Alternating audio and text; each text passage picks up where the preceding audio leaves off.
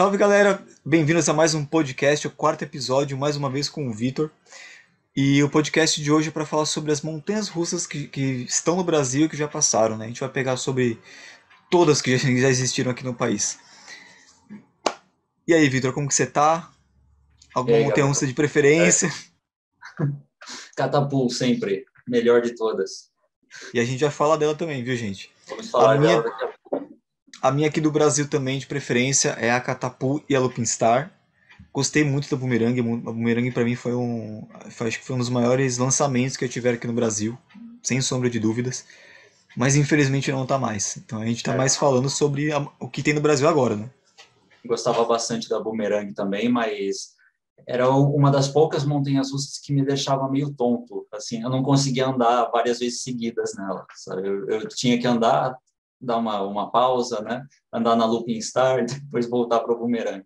Aí eu que sou meio louco, teve um dia que eu fui 15 vezes seguidas. Aí a minha 16ª vez a operadora lá, a funcionária falou: "Não, você não vai mais não, você vai passar mal". Aí eu catei, eu saí da fila, fazendo uns 20 minutos de H lá pelo parque e voltei. Ela, você não desiste, né? Eu falei: "Não, bora mais uma Eu aí". acho que não. Então, eu acho que a gente pode começar falando do Tivoli Park, né? Mas o Tivoli lá do original, né? Se não me engano, foi em 1960 e sessenta e poucos, né? Que o Tivoli foi inaugurado. Na verdade, foi praticamente junto assim com o Play Center. Foi em 72 ou Ah, 73 também. Eu não estou me lembrando, mas foi ali praticamente junto com o Play Center, né? O Tivoli, ele é o Play Center do Rio de Janeiro, né? do Rio, é verdade.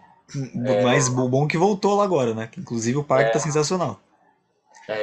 tá muito bom mesmo. Tenho vontade de conhecer lá um dia. Eu ainda não tive a oportunidade de conhecer o Rio de Janeiro, para falar a verdade. Eu também, eu também. Algum momento eu quero com certeza conhecer e andar na Lupin Star, né? Porque a Lupin Star, Sim, como a gente já disse no começo, é a nossa xodó também, né? sim, com certeza.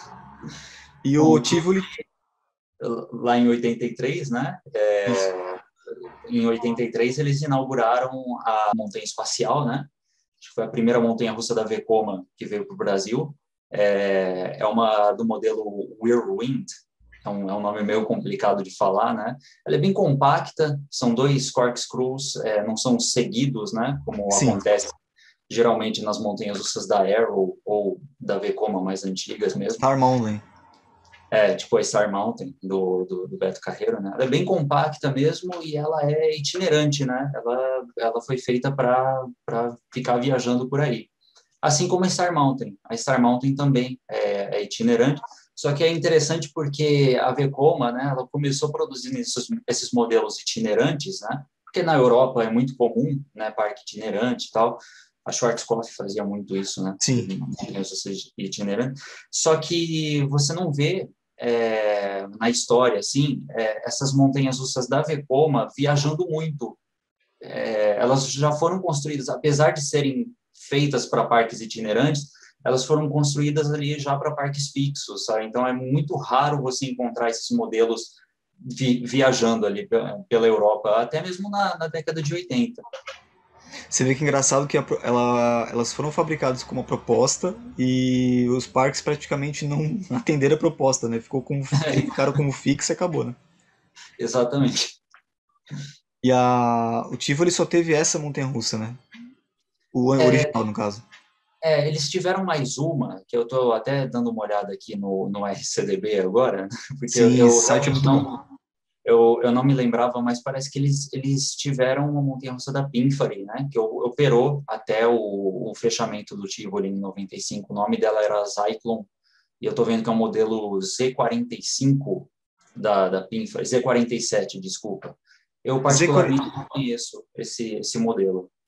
eu já ia chutar, né? Porque a Z47L é a que tem looping, que tem Isso, no, exatamente. que tem no Parque de Aparecida, alguns outros parques também tem, né? Assim, Que é o, a Z47L, ela opera lá no Nicolândia, se eu não me engano, é a única, né, que tem aqui no Brasil. A mais comum, né, é aquela ZL42, que é a que tem no Parque de Aparecida, sim, no Yupi Park, né? A Z47L, ela já tem um looping seguido já na primeira queda, né? Você passa na nossa. primeira queda e passa no looping. a Z42, a ZL42, ela ainda dá uma voltinha e aí passa no loop. Não, e essa montanha-russa, quando eu fui no Parque de Aparecida, ela é muito boa. O looping dela é bem intenso, acho que por ser menor. Então você Uhum. sente um pouco mais a pressão na hora de ficar de ponta cabeça. E o resto do trajeto são aquelas curvas um pouco mais suaves, né? Não é tão fechada, não é tão bruta. É uma montanha muito boa. Eu acho ela melhor do que a daquelas Pinfare que não tem looping. Que tem aquelas quedas Ah, sim. absurdas. São Aquelas quedas bizarras. aquelas galaxies, né, que tem, por exemplo, no Parque Marisa, né? Eu acho, Isso. eu acho divertido, principalmente a última queda ali dela, ser arrancada do banco, eu nunca senti um airtime igual aquele. É, o airtime é forte. Tem alguns parques, inclusive, que tem esse modelo Galaxy, que eles praticamente param o trem ali, antes da primeira queda. Eles dão uma freada ali e aí o trem vai bem, bem na Suave. moralzinha ali. Então a gente pegou a parte do Tivoli, né? Que o Tivoli, de certa forma, assim como o Play Center também é uma referência, né, em questão de parque, porque é pioneiro, né, no assunto. E a gente pode pular pro Play Center facilmente, porque o Play Center é a mesma época e também teve uma lista de montanha-russa extensa e só montanha-russa boa. Acho que no Play não teve uma montanha-russa ruim, que você fala, meu, é ruim, não tem. É, não tem, né? A gente pode começar Tiveram pela Ciclone, né? Que a Ciclone era uma Wildcat, se eu não me engano. então, a Ciclone, ela é meio diferente. Até hoje eu tenho algumas dúvidas sobre qual o fabricante dela, né? Porque você vendo algumas fotos antigas, ela, logo depois da primeira subida, ela tem aquela quedinha e depois faz uma curva para aí, então, passar pela primeira queda. Isso. Esse desenho lembra muito uma Wildcat da Schwarzkopf, mas ela Isso. não é ela não é da Schwarzkopf, né? Então, não seria uma Wildcat. E eu acho interessante que os trilhos dela, os trilhos, eles são separados, né?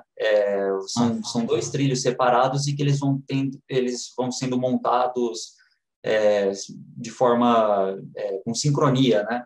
sim. Ali, eu acho bem interessante, até hoje eu sinceramente não sei qual que é o fabricante dela, eu sei que veio da Itália, né?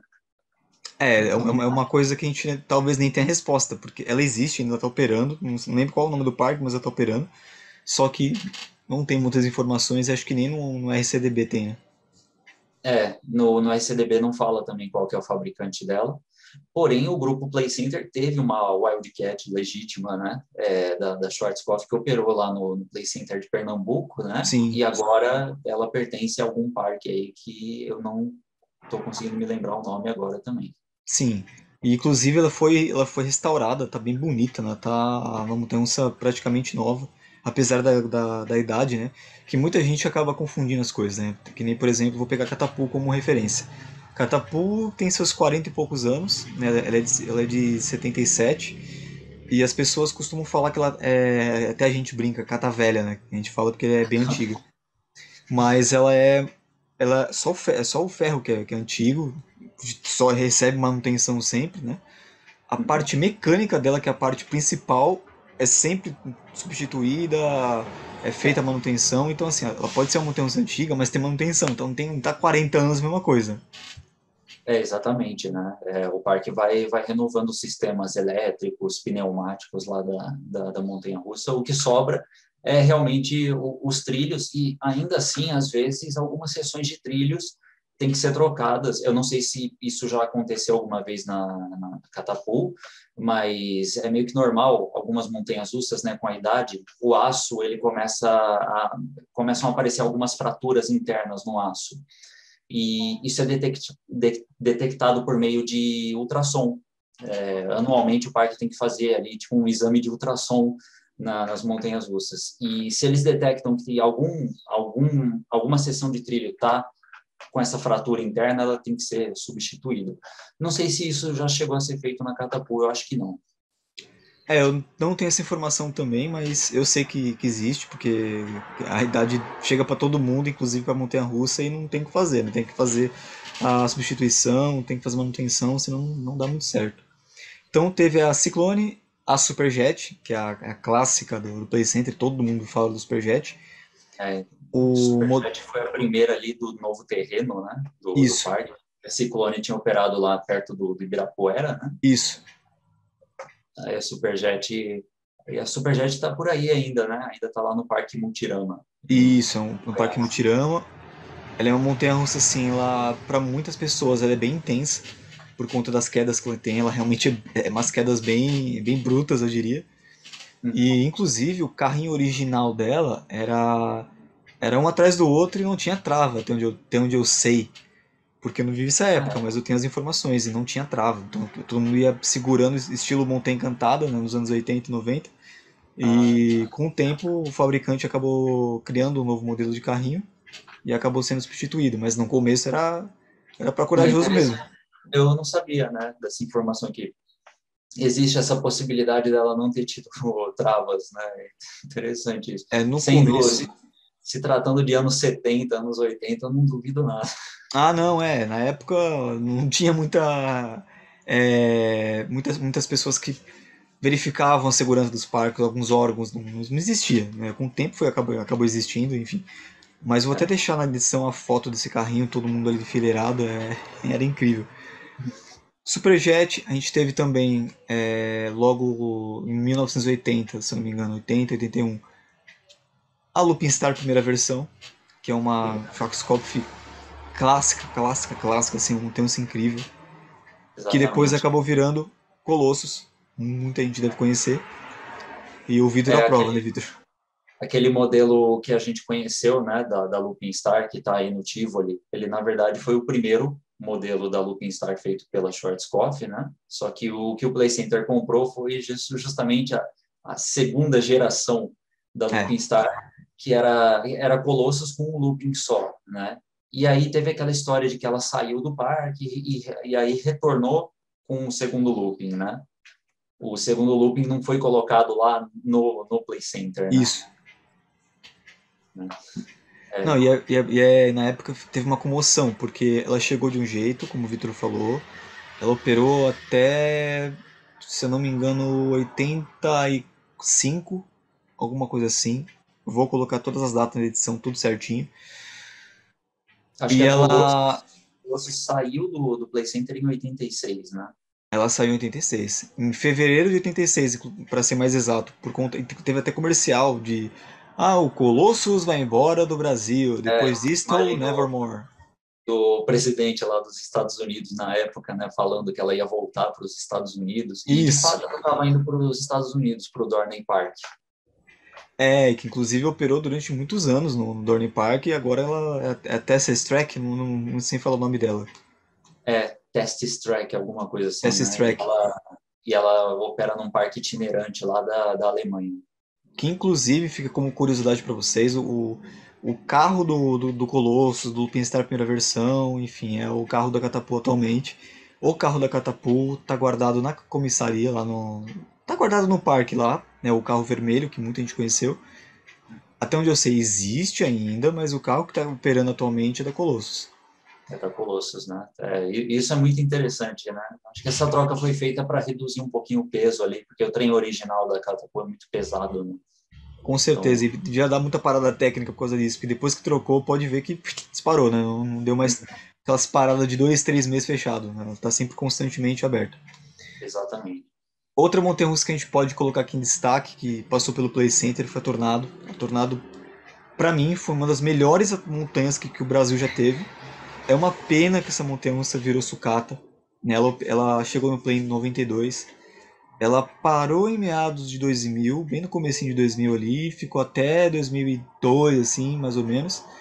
Uhum. A Tornado foi lá pro Beto Carreiro, ela ia operar no Aventura Selvagem, e só que não deu muito certo porque teve alguns problemas, teve algumas coisas que ocorreram lá com ela. Acredito que ficou inviável. E É, teve um outro parque que comprou ela, se eu não me engano, o Mirage Park. lá Corrija se estiver em errado. Manaus, Infelizmente não teve muita solução, ela acabou virando sucata, mas é a única montanha-russa que subia em espiral. Tinha uhum. todo um sistema Elétrico, né? eletriciado elétrico no carrinho que fazia a montanha-russa subir. Era incrível. Exato. É, o, pelo que eu já ouvi, né? Porque eu não frequentei o Play Center nessa época, né? Mas eu sei que era uma montanha-russa um pouco problemática, né? Aparentemente. Sim, E aí ela foi para o Beto Carreiro, então ela já tinha um histórico, né? De ser um pouco problemática, e aí juntou com o fato do parque o Aventura Selvagem nunca ter saído do papel também, né? Então eu acho que ela aí foi o fim da Tornado, infelizmente, mas era uma montanha-russa, um modelo da Schwarzkopf bastante interessante. Lá do início, né, quando a Schwarzkopf começou a produzir montanhas russas, né, ela é dessa fase, né, ali da fase da Wildcat, da Jetstar 1, a Tornado é uma Jetstar 2, né, da segunda geração. Então, é interessante saber que o Brasil já teve uma dessa, um modelo bastante raro hoje em dia. sim. E ela operou, para quem não sabe, lá no espaço, que nos últimos tempos foi parte do IMEA, Wave Swinger, os banheiros ali, não era aquela, não ficava no fundão. No fundão era uma parte ali para funcionário, era tipo um ginásio, que ficou o Turbo Drop o povo ali nos últimos tempos. Tornado era uma montanha-russa assim, sensacional, o barulho do anti-rollback. Antes dela ter aquela descida, é outra coisa característica, inclusive tem vídeo dela aqui no canal, dê uma olhada. Mas é uma montanha-russa realmente incrível. O Open Blitz pode ser considerado uma montanha-russa, Victor? Mas pode. É aquela classe chamada de powered coasters, né? Que Sim. é o próprio trem tem um motor. Atualmente, os motores são elétricos, né? Por exemplo, a Bate Hatari, lá, não é mais Bate Hatari, Speed 64 agora, né? Isso. Ela tem um motor elétrico, né? Mas as powered coasters ali dos anos 80, né? Elas tinham um motor combustível ali com óleo mesmo, né?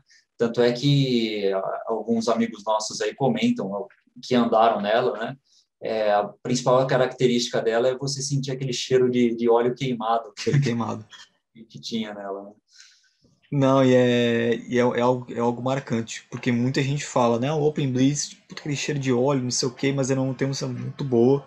Schwarzkopf também, inclusive, o Play Center era freguês deles, assim, tinha muita coisa da Schwarzkopf, muito brinquedo, flat ride, montanha-russa. Era uma O parceria bacana que o parque tinha na época. Enterprise deles era da Schwarzkopf, né? O Enterprise era Schwarzkopf. Ele funcionou durante muito tempo lá no parque. Hum. A próxima montanha que a gente pode falar, acredito que numa ordem cronológica, é a Lupin Star, segunda versão. A Lupin Star chegou no Brasil em 96, tá? Ela foi montada ali. Ela se chamava Liseberg Looper, lá no Liseberg, né? Isso. E as cores dela na época no Liseberg era todos os trilhos azul, né? E o suporte branco. E ela se manteve assim até meados de 2003, mais ou menos, até o começo de 2003. Depois ela foi pintada de amarelo e preto. E Aquela nessa combinação clássica, né? clássica, e muita gente conheceu ela assim, inclusive. E na época que ela era azul, né, 96, 97, 98, os carrinhos da montanha-russa durante o percurso acendiam um farol, tanto na parte da frente do carrinho quanto atrás. Então era um negócio muito legal, né? Era muito diferenciado. Era uma magia, um charme, né? Eu acho que a Schwarzkopf representa bem a, a ideia da Schwarzkopf, né? A Lupin Star, né? Representa bastante a ideia dessa empresa, porque eu considero como sendo uma montanha-russa na medida certa. Ela tem a intensidade certa, ela tem a duração Verdade. certa, é uma montanha-russa ideal, né? Eu gosto demais e tenho saudades, inclusive, por isso que eu tenho vontade de conhecer lá o Tivoli. Faz muito tempo que eu tô sem andar nela. A última vez que eu andei na Lupin Star foi no último dia do Play Center, 29 de julho de 2012. E foi muito forte, muito emocionante, né? Porque a minha primeira montanha-russa com looping foi a Lupin Star. Eu ia falar montanha-russa de grande porte, a minha primeira foi a Vurang, mas a Lupin, acredito que as duas são bem ali, né? Tirando que a Lupin Star tem um looping. E é uma sensação que nem o Vitor falou, é na medida. Tem aquele looping que tem uma força G absurda, aquele looping é muito forte mesmo. Só que todo o resto do trajeto é muito gostoso, é viciante, eu diria. Você não conseguia se contentar em uma vez só, você queria várias vezes. Exatamente. Infelizmente, eu não aproveitei tanto o Play Center, né? Devido a diversos motivos aí. E a última vez que eu fui no Play Center foi em 2010. Eu não cheguei aí em 2011, 2012. E a última vez que eu fui no Play Center, em 2010, o parque estava bastante vazio. Eu fui logo em janeiro. Geralmente o parque era mais vazio, né, É, em janeiro. parques, né, E o Hop Hari também, assim, a janeiro, no geral. fevereiro, fica mais vazio. E nessa última vez que eu fui no Play Center, eu andei 15 vezes na Looping Star. Não seguidas, né? Mas eu acho que das 15 vezes, umas 7 ou 8 foram seguidas. De, assim, entrar e sair. Não, eu acho que assim como eu e você, muita gente fez isso, né? Quando você começa a ler as histórias que as pessoas contam de experiências no Play Center, a Lupin Star tá sempre lá. É sempre Uhum. alguém falando, nossa, eu fui naquele Lupin Star lá, putz, umas 10 vezes eu fui, entrava e saía, entrava e saía. Então, mesmo com um grande público, a Lupin Star sempre teve uma característica muito importante, que era a, a demanda dela ser muito, muito grande, muito procurada, só que ser rápida. Capacidade, né? A capacidade dela era muito boa, então ela já operava com dois carrinhos e, meu, ela era entrava e saía, entrava e saía, entrava e saía porque tinha a possibilidade de fazer isso. Era muito rápido. E Isso é teve um uma... período que ela tinha três carrinhos, hein? Ah, sim. Eu até ia comentar isso também, que é uma característica muito forte da Schwarzkopf, a alta capacidade, né? A Schwarzkopf, ela nasceu, né, com o intuito de atender ali, primariamente, os parques da Europa, né? Porque tem muito parque itinerante lá. E parque itinerante precisa de brinquedos com giro alto, né? Com capacidade alta. E a Schwarzkopf era isso, era capacidade. Então, o parque podia estar entupido de gente que a fila anda ali. Inclusive, eu acho que do Play Center era uma das atrações mais disputadas e também mais tranquila para ir. Tipo, você conseguia um brinquedo no dia, você não ia ficar de mão Hum, chupando o dedo, né? Você conseguia tranquilo porque ela atendia, ela conseguia atender essa demanda. E eu acho que a próxima montanha-russa, acho não, certeza que a gente pode falar é a Boomerang, que foi também, como eu já disse no começo do vídeo, um dos maiores lançamentos que o Brasil já teve. Boomerang é hum. uma montanha-russa muito famosa no mundo inteiro. Vários parques têm a Boomerang, acho que uma das mais fabricadas também é a Boomerang, com certeza, né? Se eu não me engano, é o modelo de montanha-russa mais popular do mundo. Ele fica... O que vem em segundo lugar são as SLCs, por exemplo, a Fire Whip do Beto Carreiro, Sim. né? A Boomerang fica em primeiro, a SLC vem em segundo. E é interessante porque ao redor do mundo, né, os comentários que a gente olha, o pessoal geralmente não gosta muito de boomerang porque elas costumam ser meio agressivas, principalmente aquelas mais antigas, né? Você fica dando aquelas cabeçadas na trava. E no Play Center isso não acontecia. A boomerang do Play Center era extremamente suave. E alguns estrangeiros, né, que eu já vi que vieram para o Brasil e andaram nela, né, que eu já cheguei a ver em alguns fóruns internacionais, que eles admiravam por causa disso. Era uma boomerang suave, algo raríssimo de se ver, né? Olha o que a gente perdeu, gente. Não consigo me conformar É, até hoje com isso. E a Boomerang ela operou de 98 até abril de 2012, até o dia 1º de abril, inclusive, parece mentira o negócio. Ela teve as cores laranja e azul, inicialmente, ela ficou com essas cores até 2003. Foi pintada de verde e azul, que essa para mim a coloração verde e azul foi uma das mais famosas, muita gente conheceu ela assim, né? Inclusive muitos inclusive, comerciais foram feitos assim, né? é, Comercial, flyer, foto, tudo que você possa imaginar. E um por dos último, primeiros off-rides do meu canal lá é com a boomerang verde. verdade. E inclusive até hoje tem visualização, né? Até hoje tem procura. E o último esquema de cores foi a vermelha e amarela, né? Que pra mim é mais nostálgica, porque foi a época que eu mais frequentei o Play Center. Eu fui muito na Boomerang quando ela era dessas cores. Não era feia, claro. Eu prefiro verde e azul. Eu achava ela muito bonita assim. Mas a última Eu coloração achava também foi legal. boa. Sim, todos os esquemas de cores que ela teve foram interessantes, todos caíram bem ali, né? Mas realmente o verde eu acho que combinava mais, né? Sim. Se for comparar com os outros esquemas. E a gente pode falar agora da última que o Play Center comprou, que foi a Windstorm. Né? Ela é uma Hurricane, se não me engano. Não sei se esse é o modelo. O nome original dela eu sei que é Hurricane. Hurricane, fabricada por uma empresa italiana chamada SMC. Até como curiosidade, essa empresa foi a que construiu aquela montanha-russa High Roller, que funcionou na Stratosphere Tower, lá em Las Vegas. Era a montanha-russa mais alta do mundo, porque ficava no topo da torre. É desse mesmo fabricante, né? E o nome do modelo dela realmente é Hurricane. E a intenção inicial do parque era colocar ela no escuro, né? Ela ia É, ser ela, no ela, escuro. História ela era dessa para aí. ser indoor, por alguns motivos aí. Eu não posso afirmar quais são os motivos, eu já ouvi falar muita coisa. Acabou não rolando, mas ela ia ser inteira fechada. Ela é uma montanha-russa bem forte, ela é bem bruta, né? Pra quem acha a Montezum bruta. É que a Windstorm era bem bruta mesmo, né? As descidas da Windstorm, principalmente aquela que tinha depois do primeiro lance de percurso, assim, era 180 graus, se não me engano. Era bem bruta, assim, o carrinho ficava bicado. Eu vou até deixar É.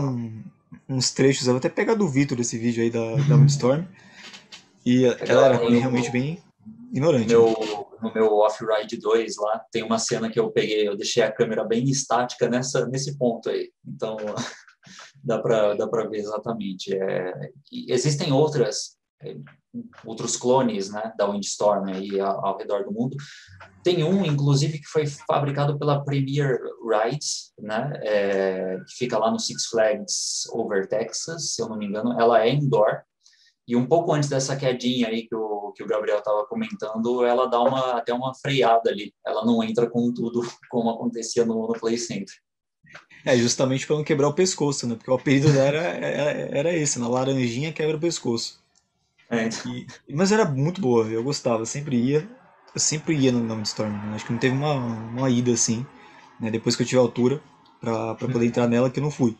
Era uma montanha muito boa, o barulho da subida, tudo era algo bem marcante, né? Era uma coisa que você chegava depois na escola pros amigos, pô, final de Storm, não sei o que, é uma montanha muito louca. Então a gente teve também a Happy Mountain, que chegou em 2005 no Play Center, bem na fase de transição, tá? Quando o parque começou a remodelar as áreas, por conta da redução do tamanho total do parque, né? A área um foi desativada, a área das lonas ali, onde era a área de jogos, também foi desativada, junto com a área da Montanha Encantada. Então o parque teve uma perda ali meio traumática para os fãs. E a Happy Mountain chegou para ficar no espaço onde antigamente ficava o Crazy Dance, ali bem ao lado do EMEA. E também teve a Dragon, que chegou em 2004. A Dragon foi uma montanha que ficou na área um. Depois eu fui lá para o espaço ao lado da Boomerang, onde durante muito tempo foi a fila coberta da Boomerang, né? Então são duas montanhas ali que é perfil familiar, infantil, mas são montanhas ali que o parque teve durante um bom tempo. exato. E, né, como um bom parque brasileiro, não pode faltar a Brucomela, né, que era, A no Rap, caso, ó, a Happy Mountain. a Rap Mountain é uma brocumela, pra quem não sabe, né? O Play sempre foi muito caprichoso em tudo, então não era. Eles não iam deixar o nome, ele brocumela e acabou. Foi Rap Mountain, era, ela era toda rosa, toda pintada, a fila toda certinho com flores, puta, um capricho só. E acho que Eu, no Play Center a gente pode fechar essa parte do Play, né? E a gente pode ir pro Beto Carreiro. O Beto Carreiro que teve como primeira montanha o Star Mountain. isso, Star Mountain, também da mesma fase da Super Tornado, lá da Mirabilândia, né? Ela é de uma fase, as duas são de uma fase da Vekoma, que eles trabalhavam em parceria com a Arrow, né? A Vekoma, na verdade, era uma representante da Arrow na Europa, né? E a Arrow, ela passou os métodos de fabricação dos trilhos, né? Porque tudo isso é segredo industrial, né? Então a Arrow ensinou a Vekoma a fabricar os trilhos, né? Daquele formato. E aí a Vekoma começou a produzir o modelo, né? Que é o da Star Mountain, é o chamado Corkscrew and Iron Curve. Foram fabricados vários clones, né? Como eu disse antes, era feito para parque itinerante, principalmente, mas muitos parques fixos acabaram comprando. E o que está no Beto Carreiro hoje, aqui está no Beto Carreiro hoje, ela veio originalmente da Argentina, né? Do Itaú Park. Ela operou lá de 1980 a 1990, se não me engano, e foi inaugurar no Beto Carreiro em 93. Então a Star Mountain, inclusive, tem uma fama que. Eu nunca andei na Star Mountain, eu tenho muita vontade. Mas as pessoas falam que assim como a Looping Star, ela é muito rápida em questão de fila e ela é muito gostosa. Dá pra você repetir várias vezes que você não vai sair morrendo da montanha-russa, vai sair legal e você vai querer voltar várias vezes. Você Sim. já andou na Star Mountain, né? Então acho que você tem uma opinião um pouco mais formada, melhor do que eu, né? Eu já andei nela, realmente é uma montanha-russa que dá para repetir várias vezes, né? Se você nunca andou numa montanha-russa da Arrow, a Star Mountain é o que mais se aproxima de uma Arrow aqui no Brasil, né? Ela é um pouquinho agressiva, balança um pouquinho lá, mas assim, nada fora do normal, não. Tanto é que dá para repetir várias vezes. E assim, na minha opinião, comparando assim Star Mountain e Looping Star, eu prefiro, por exemplo, a Looping Star. A Star Mountain, na minha opinião, depois que ela passa pelos parafusos, o resto do percurso eu acho um pouquinho fraco, né? Enquanto a Looping Star ela se mantinha ali num passo interessante, né? A Star Mountain eu acho que acaba perdendo um pouquinho de força depois dos corkscrews, mas mesmo assim, vale muito a pena, é uma montanha-russa muito boa. E o Beto também conta com a Fire Whip, né, que foi inclusive o grande último lançamento de montanha-russa no Brasil, que ocorreu em 2007. Foi uma montanha-russa assim que chegou para realmente alavancar o público do Beto Carreiro e conseguiu totalmente isso. Ela é uma Exatamente. SLC, né, como da Vekoma. É uma Ela operou, SLC, né? ela operou No, no parque no Japão, não foi? Isso, ela operou lá no Suzuka Circuit de 95 até 2006, se eu não me engano. Era um autódromo lá no Japão que tinha um parque de diversões, né? Aí aquele parque de diversões fechou e aí o Beto Carreiro acabou comprando a SLC deles. A Vekoma começou a produzir esse modelo SLC para ser uma alternativa mais barata das montanhas-russas invertidas da BIM, né? Porque a BIM que inventou o modelo invertido, né? Com a inauguração da Batman The Ride lá no Six Flags Great America, que fica perto de Chicago. Só que a BIM, né, tem aquela qualidade, né, que todo mundo conhece e para isso tem um preço, né? Nem todo mundo consegue pagar. Aí a Vekoma introduziu logo depois, né, no ano de 94, o modelo SLC, que é um modelo compacto, mais barato e que poderia atender grande parte dos parques. E a Firewhip, né, que está lá no Beto Carreiro, ela foi uma das primeiras a ser fabricada, né? O ano de fabricação dela é 95, o modelo existia há um ano só. Olha, é uma relíquia que a gente tem aqui no Brasil. Espero que a gente não, para não perder essa também, pelo amor de Deus, que aqui no Brasil a gente já vai falar também sobre as montanhas que não deram certo aqui, né? Exatamente. Mas ela é realmente uma montanha muito boa. Muito boa e eu ainda preciso andar nela. Ela tá desde 2014 ela tá com os treinos novos, né? Aquelas travas mais modernas. É, Então, e as travas, né, desde 2014, os trens da Firewhip têm aquelas travas mais modernas, né, da Vekoma, que é como se fosse um colete, né? isso. E se torna muito mais confortável. Eu andei na Firewhip em 2009, né? E ela ainda tinha aquelas travas que vinham aqui, né? Você não conseguia nem olhar para o lado e aí acabava tornando um pouco desconfortável ali a experiência, né? Ainda E bem eu que o parque investiu, né? precisava experimentar esses trens novos aí para ver como é que é. Ainda bem que o parque investiu nisso, né? Porque é uma experiência que o visitante tem que ter e a melhor possível para a pessoa querer voltar. Que não adianta nada a montanha-russa Exatamente. ser maravilhosa, mas ao mesmo tempo ser bruta e a pessoa sair machucada. Não acho que seja algo que um parque não deveria dar atenção. A experiência é fundamental para o retorno do cliente, com certeza. Exato. Agora a gente pode falar sobre o Hopi Hari, né? A gente pode chegar no Hopi Hari, né? Que é um parque que funciona desde 99 aqui em São Paulo e tem E um elenco muito bom, né? tem uma seleção de montanhas russas muito interessante, né? Eu gosto muito das quatro montanhas russas ali que tem no parque. Eu acho que elas são o maior diferencial do Hop Hari aqui no Brasil, né? Quer começar a falar por qual delas? A gente pode começar pela que já foi a quinta maior montanha de madeira da América Latina, Montezum. Montezum Famosa. sem sombra de dúvidas, é muito famosa, né? Muita gente conhece, muita gente odeia, muita gente ama, então fica aquilo de uma certa briga ali, uma certa guerra. Montezum, desde o início, ela opera, fica até como curiosidade, né? Eu fui no Hopi Hari numa das piores fases, né? Quando só tinha ela aberta e a Vurang, e olhe lá. E ela tava operando lá, suando, mas tava operando, então a bichinha aguenta, viu? É, o Hopi Hari, a imagem do Hopi Hari é muito associada a Montezum, né? Eu não conheço outro parque que tenha uma montanha-russa que seja tão a identidade do parque como a Montezum é para o Hopi Hari, né? Verdade. Ela é o cartão postal, né? É o cartão postal, né? Não tem como não reparar naquele monstro, né? Quando você está passando ali na rodovia. Ela foi construída pela RCCA, né? Uma empresa polêmica aí, né?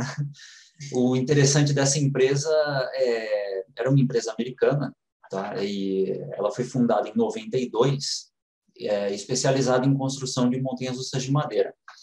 O presidente, né, um dos fundadores aí da RCCA, era um cara chamado Michael Black, e ele, junto com o irmão e o pai deles, né, que eles fundaram a empresa juntos, eles já tinham experiência com montanhas russas de madeira, né, do passado.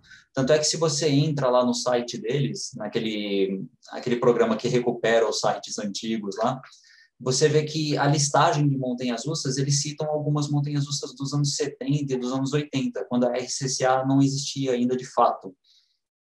Então, era um pessoal que já tinha experiência nessa área. E eles surgiram em 92, né? A primeira montanha-russa deles foi a Rattler, do Six Flags Fiesta Texas, e era uma montanha-russa bastante problemática, porque a RCCA, eles inventaram um modelo, né, uma forma de construção ali que mais tarde iria ser aperfeiçoada pela Intamin, que era a pré-fabricação de trilhos, né? Então, você tinha trechos de trilho, trechos de suporte sendo montados em um local separado do parque, e eles eram levados para o parque só encaixados na montanha-russa. Isso reduzia muito o tempo de construção da montanha-russa. Porém, é, as montanhas-russas dele sempre tinham algumas questões estruturais. A Rattler tem uma história muito longa, a Son of Beast, eu acho que é o maior, faz parte do folclore aqui para quem gosta de parques de diversão.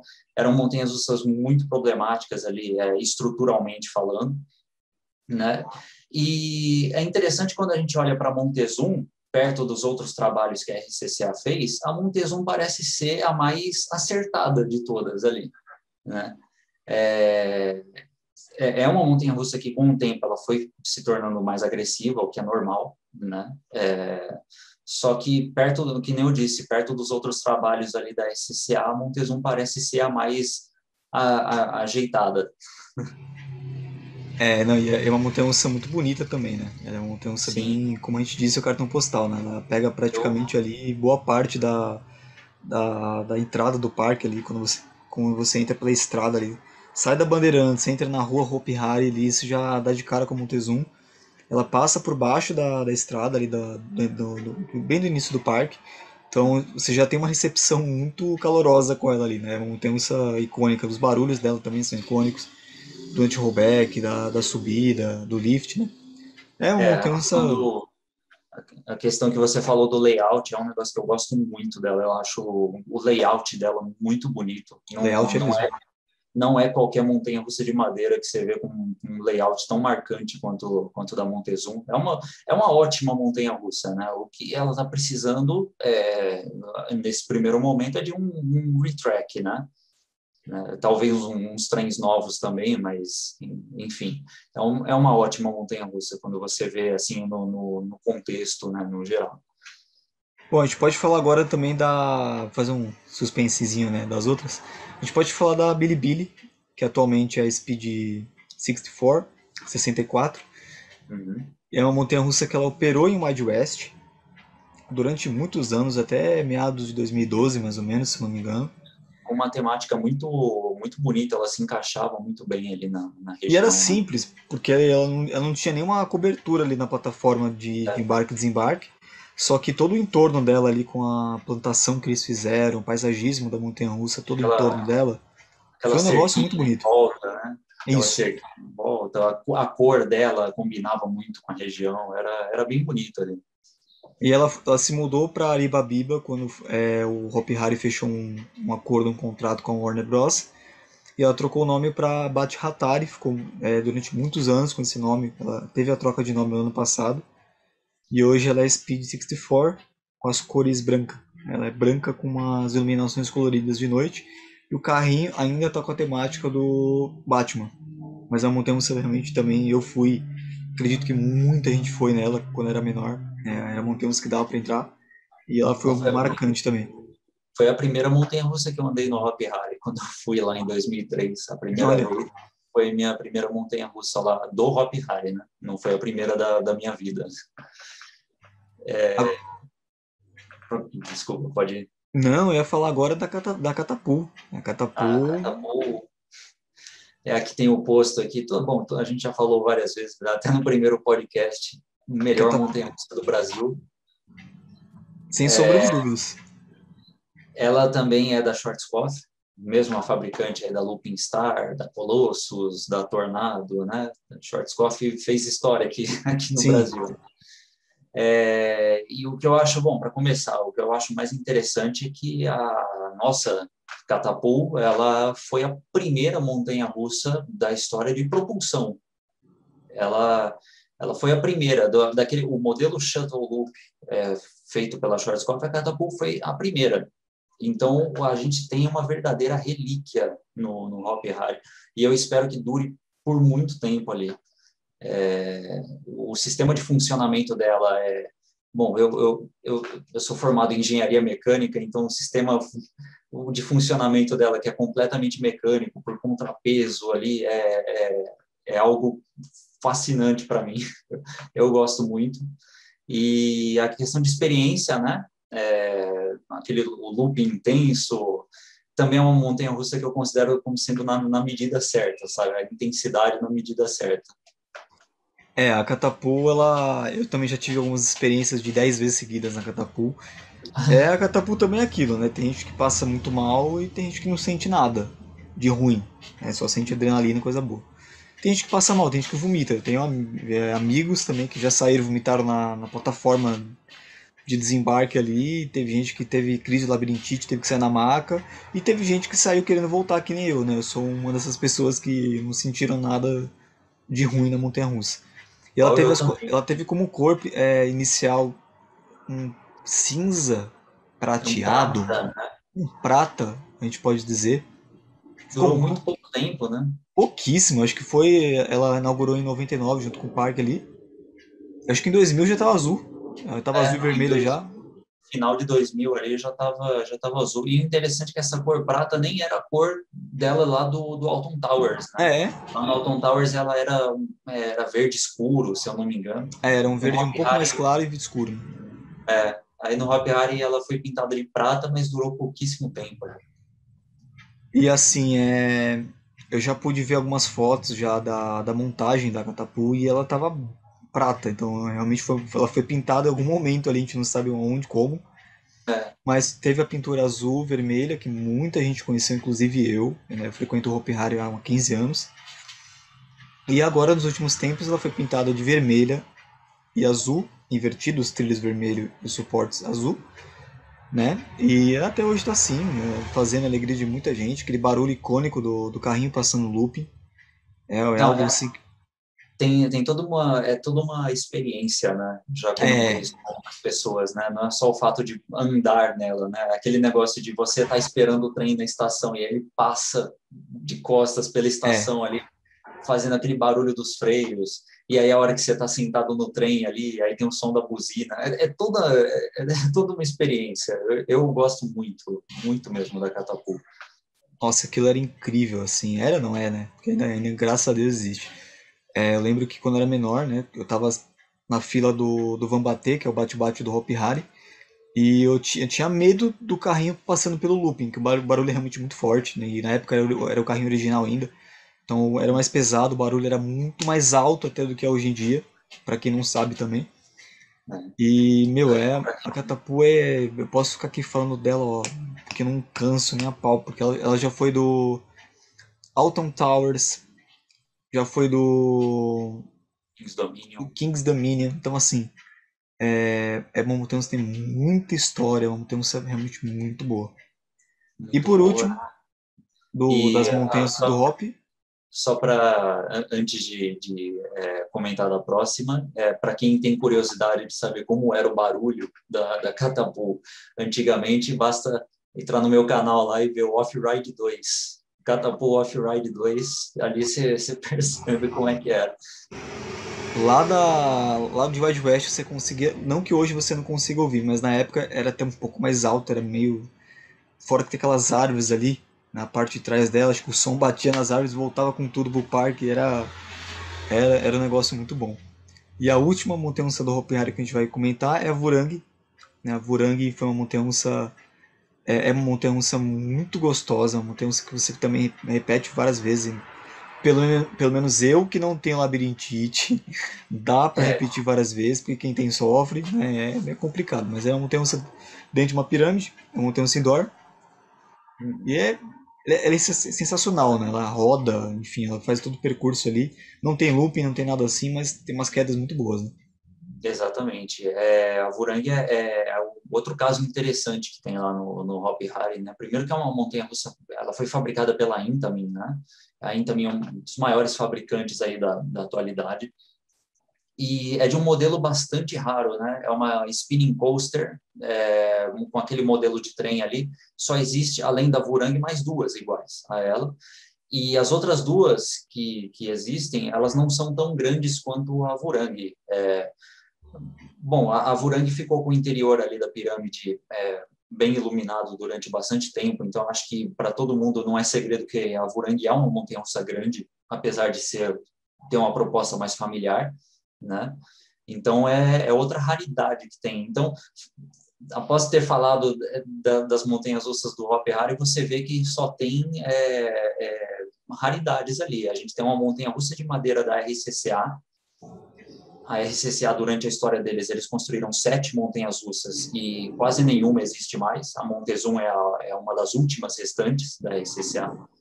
A Vurang, modelo raríssimo de um fabricante gigante, né, Twist and Turn Coaster da Intamin, e a primeira montanha-russa de propulsão da história estavam operando no Hopi Hari. Então, é uma seleção pesada ali.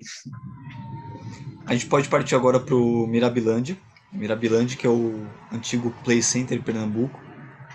Teve Exato. uma Zyklon, se eu não me engano, no Mirabilândia, bem no comecinho, bem quando era Play Center Pernambuco ainda, né? Isso. A gente não precisa nem prolongar tanto com Zyklon, porque aqui no Brasil o que mais tem é Zyklon, né? Pinfari, Zyklon.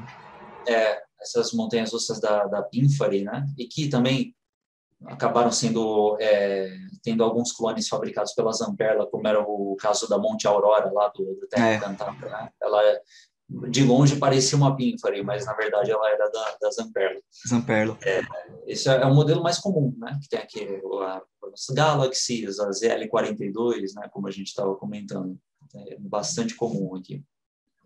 E a gente pode mencionar, inclusive no Mirabilândia, a Ed Cat estava lá, se eu não me engano, né? Então, essa é uma informação que eu não sei se a Wildcat chegou a pertencer ao Mirabilândia, eu realmente não sei, eu teria que consultar aqui. Tem alguns vídeos antigos, né, inclusive institucionais, que a Wildcat tá lá, por isso que me veio aqui na cabeça. Vou deixar a informação aqui na edição, caso a gente É, possa confirmar isso, tá? A gente pode falar da Super Tornado, que a gente já falou dela lá atrás, que era a montanha espacial do Tivoli Park. E a Super Tornado, acho que o Victor pode até falar essa história, porque ele tem um carinho bastante por esse tipo de montanha-russa. Ela estava detonada num nível surreal. Isso depois da fase Tivoli Park, Luna Park, se eu não me engano também, que teve, ela chegou para esse tal de Luna Park. Ela ficou ela foi anos para abandonada, né?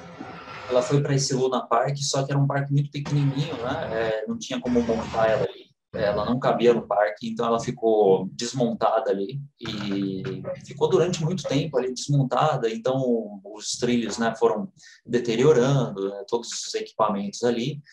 E aí tem aquela história, né, que aquela história de sucesso, né, que todo mundo conhece, que a própria Vekoma condenou aquela montanha-russa, falou que não tinha como salvar mais. E o Mirabilândia fez um trabalho ali que eu não tenho nem palavras para descrever. Os caras ressuscitaram aquela montanha-russa, literalmente. Que inclusive, assim, o Mirabilândia tem uma equipe muito boa de manutenção, tá? A restauração de atrações. Qualquer brinquedo que vai passar lá pelo Mirabilândia, assim, e precisar de uma reformulação, você pode ter certeza que está em excelentes mãos. Se não tiver reformulação, não tiver uma restauração, é porque o negócio não dava mesmo, assim, com todas as forças, porque, meu, Mirabilândia é um barco incrível no aspecto de manutenção. E, inclusive, falando em Mirabilândia, a gente pode puxar uma parte do vídeo agora meio triste, que são as montanhas que estão no Brasil ou já estiveram e não foram montadas.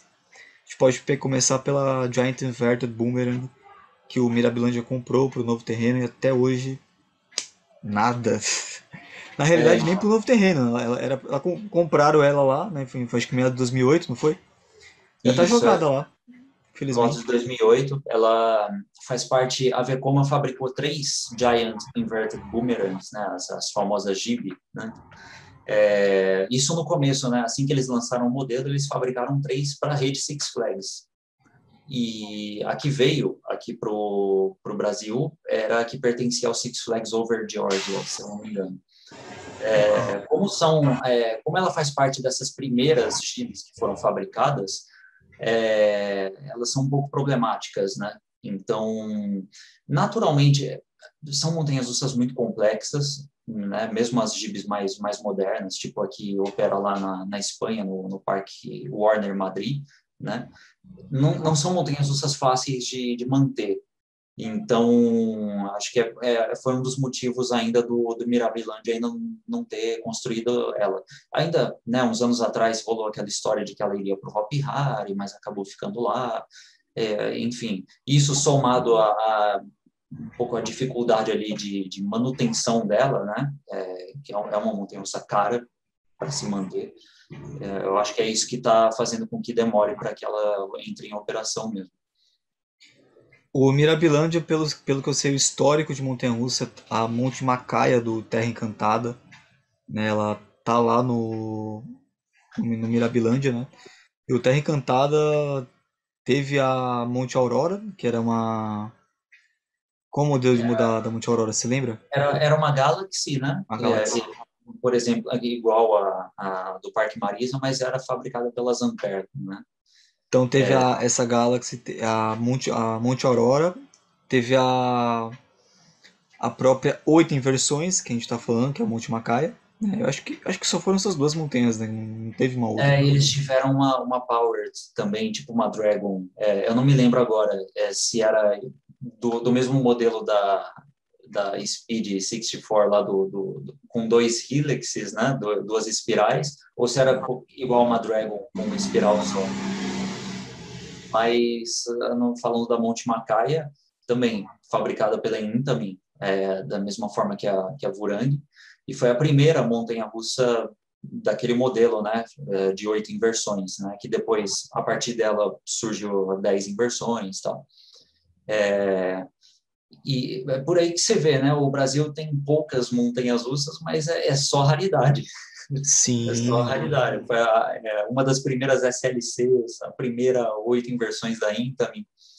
E atualmente, a 8 inversões mais famosa que existe é a Colossus do Thorpe Park, lá na Inglaterra. E o design da Colossus foi feito com base na Monte Macaia. Só que a Colossus ela não tem o helix no final, aquela espiral no final. A Monte Macaia é a única que tem um helix no final. Né? Então, um fato interessante, torna o modelo mais raro ainda. Por ser pioneira, acredito, né? Por ser o primeiro modelo, tinha que ter uma característica diferenciada, né? Uhum. Então, Então, o Mirabilândia tem a Giant aí no chão, infelizmente, né, desmontada. tem a Monte Macaia, né? A gente tem muita esperança que um dia ela possa ser remontada novamente, que ela possa entrar em operação, porque é uma montanha realmente incrível. Né? Como a gente já falou, ela é uma 8 inversões. Né? Ah, E eu não tenho dúvidas de que o Mirabilândia lá no Terreno Novo vai sair do papel, né? Que a gente não sabe quais são os problemas que eles estão sim, enfrentando, mas eu acredito muito que o parque vai sair do papel, sim. e a gente pode falar também no caso do Beto Carreira, The Tiller, que era uma montanha-russa bem polêmica, bem problemática, bem gastona. Muito É, boa, uma montanha incrível, mas também com suas peculiaridades que não permitiriam que ela fosse liberada, que ela fosse montada, enfim. Foi é, uma perda, né, bem grande. ela foi inaugurada no Six Flags Great Adventure, né, em 97, se eu não me engano. E era para simular o Batman e Robin ali, né, é, e ela foi uma das primeiras montanhas russas de propulsão por magnetismo, né, o chamado LIM, né, que é motor de indução linear.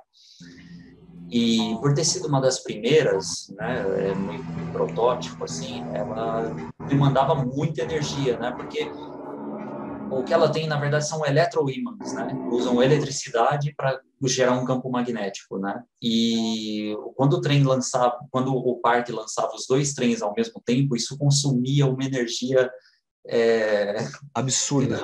absurda do parque, né? Esse era um dos problemas. O segundo problema é que assim que ela foi inaugurada, os trens dela tinham travas de colo, travas de ombro, desculpa, e ela é um pouquinho agressiva, então o pessoal batia a cabeça lá nas travas, tornava um pouco desconfortável, né? E eu acho que o Gabriel pode até colocar um vídeo aí. É, Depois que ela fazia as inversões principais, né? A azul tinha um top hat invertido e a vermelha tinha um cobra roll gigantesco. Depois que elas faziam essas inversões, elas passavam por um barrel roll, né? Até subir aquela última rampa. Falam que era extremamente forte aquele barrel roll. Às vezes as pessoas reclamavam, estruturalmente falando ali causava muito estresse também. E nos últimos anos de operação, o parque retirou aqueles barrel rolls, né? Eles viram um double up ali, né? A última subida. Então, caso ela fosse construída no Beto Carreiro, é uma curiosidade que eu tenho. Será que eles iam construir com barrel roll ou com o double up ali? O que será que eles iam fazer? Eu Não acho que é um faço. mistério que a gente vai morrer com isso, porque não é um tipo de informação que a gente vai conseguir tão fácil assim, né? Se alguém souber, deixa aqui nos comentários, né? Mas nós particularmente não temos informação disso. Bom, fora o Beto Carreiro com a The Chiller e outras também que a gente não. A gente pode fazer até um segundo podcast sobre isso, a gente pode continuar falando sobre. Então a gente já falou um pouco agora do Beto Carreiro, a gente falou um pouco sobre o Mirabilândia. O Play Center, até onde eu sei, não teve tem uns que ficou durante o período de operação encostada para montagem. Eu acho que todas foram montadas, sem exceção, não teve algo assim, né? Hop Hari teve a 10 inversions, né, 10 inversões, que foi a primeira do segmento, de 10 inversões. Montanha-russa que causa um gatilho aí no pessoal, né? A gente pode inclusive fechar o podcast na 10 inversões, para deixar bem polêmico assim. Eu tive uma experiência não muito agradável com a 10i, né?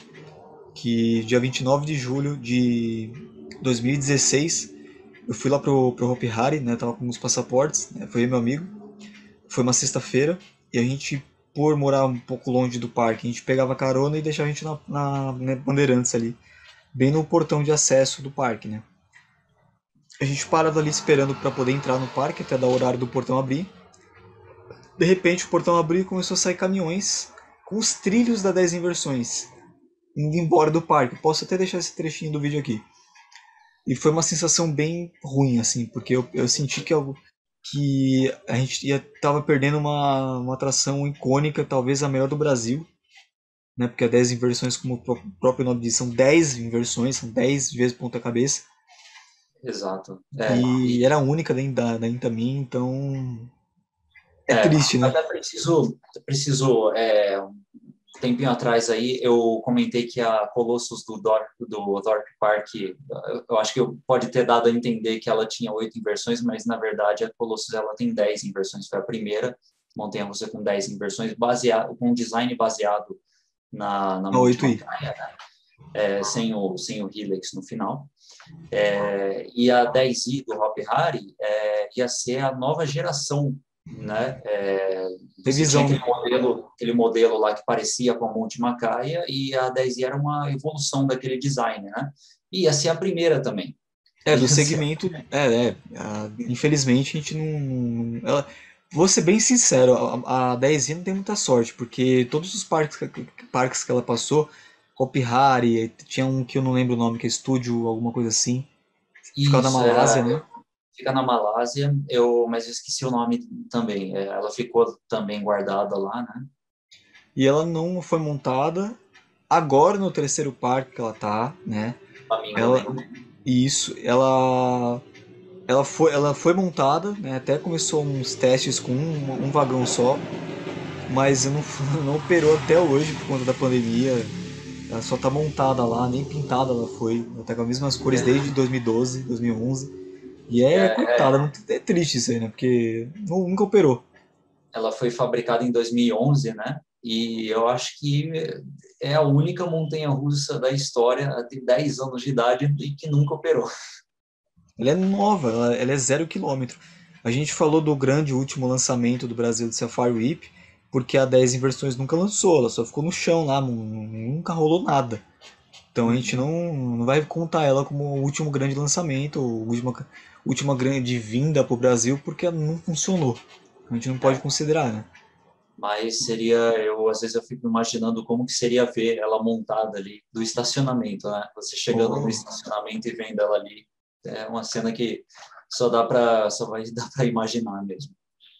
Mas acredito que seja isso, galera. Se vocês gostaram do podcast falando um pouco sobre as montanhas do Brasil, com certeza deve ter faltado alguma montanha-russa, alguma informação. Por isso que existe a parte 2. A gente pode fazer uma parte 2 contando mais detalhes sobre as que a gente já falou, ou alguma que a gente deixou de falar, tá? Ou Deixa aqui nos comentários. falar sobre mais fabricantes também, né? Entrar mais no detalhe, falar sobre a RCCA. Exatamente, sobre a Schwarzkopf mesmo, né? Sobre outras atrações, até flat rides, né? Acredito que a gente pode falar também, né? Como Hecatombe, Evolution, enfim, tudo tem história, né? O parque em si tem história para tudo. Então, obrigado, Vitor, mais uma vez pela participação.